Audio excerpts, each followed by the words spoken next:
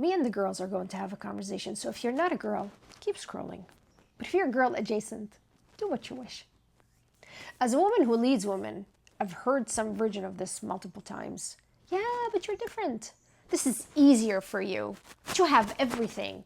Beauty, strength, confidence, independence, joy. You still believe in love. Yeah, I do. Thank you. Truly. But I do think that you're looking from the wrong lens. None of this was handed to me. This wasn't luck. This is the result of years of inner work. And the beauty you see within me is also a reflection of yours. The difference isn't that I am special. The difference is I stopped asking everyone else for permission. We don't need more potential. We needed permission. Permission to take the step. Permission to become. Permission to want more. Permission to be more. Many of us were raised in cultures where permission was always external. First our parents, and then our school, and then our partners. Permission to leave the house. Permission to wear this or not. Permission to speak or not. Permission became looking left and right before going into your room. I went to Catholic school. They operated through a LaSalle educational system, and sometimes, I swear to God, it felt like we needed permission to breathe. So it dawned on me. I handed that power to everyone else, except myself. The difference you see today is that I learned to listen, vertically instead of horizontally. I stopped looking sideways for approval. I started looking upward for guidance. I moved from my head into my heart, and then I moved in there and made myself a home. And slowly I discovered my Trinity. Permission, intimacy, and presence. And from there, everything changed. Because I gave myself permission to be more than the woman I inherited. Permission to outgrow old stories. Permission to disappoint expectations that were never mine to carry.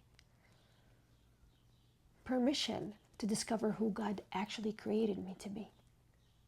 And through that, intimacy was born, not with someone else, with myself.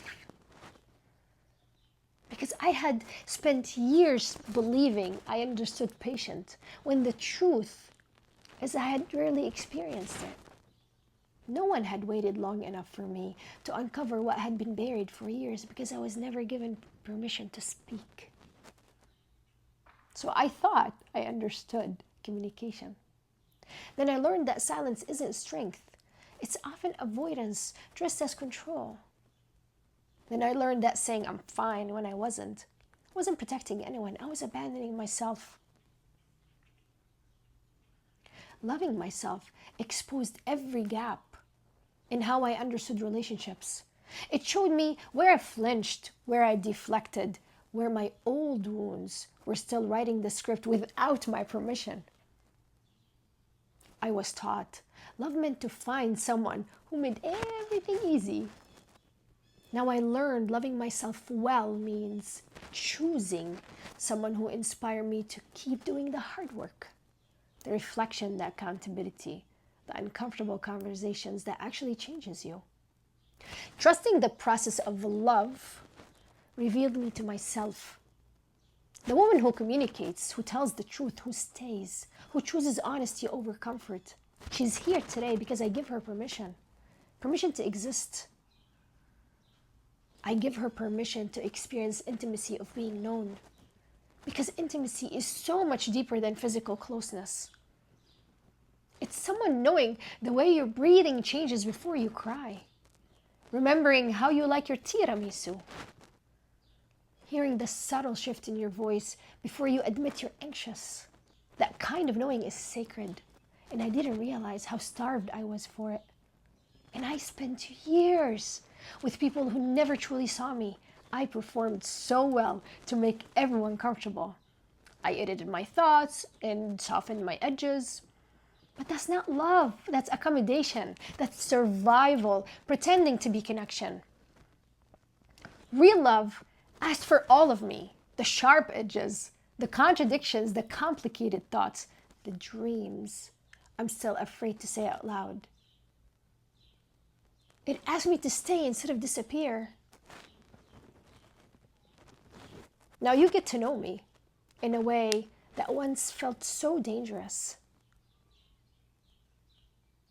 You get to know exactly what to say when my world is falling apart.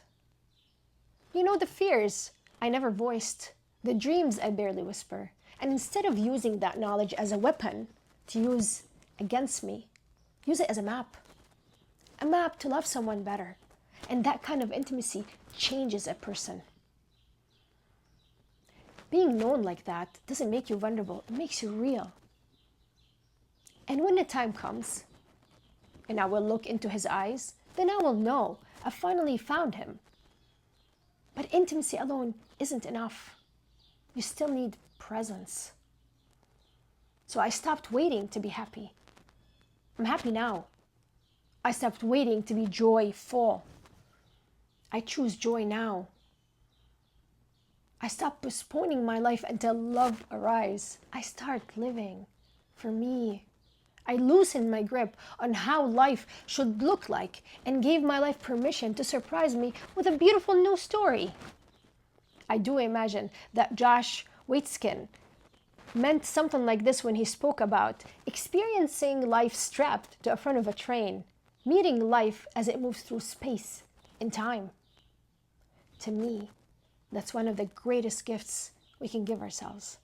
Permission to be more, to want more, to become more, to stop rehearsing life, to stop interpreting experiences before we have actually lived them.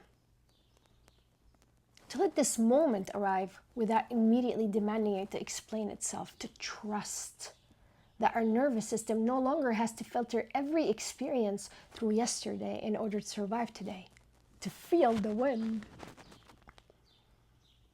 to meet reality before memory edits it, to become so present that life is no longer happening to me, it's happening with me, for me. I don't wait around hoping that love will knock on my door. The right frequency doesn't need doors, it simply tunes in. And as I continue allowing myself to be led by the one, I trust he will bring me to my one. Because surrender was never weakness, it's freedom. No chasing or performance or control or convincing or earning what God has already written. When the time comes, I will gladly soften, not because I am less powerful, but because I finally feel safe enough to receive. Until then, my dear sister, I preserve what is sacred, because even if most people want to consume my light, the right person will protect it, nurture it, multiply it. I'm no one's source. Source is my only source. And when our stars align, our frequencies will recognize each other. Until then, I keep giving myself permission. Permission to love, permission to live, to become, to meet my life exactly as it arrives. And I am so confident I'm actually there to meet it. Not through luck,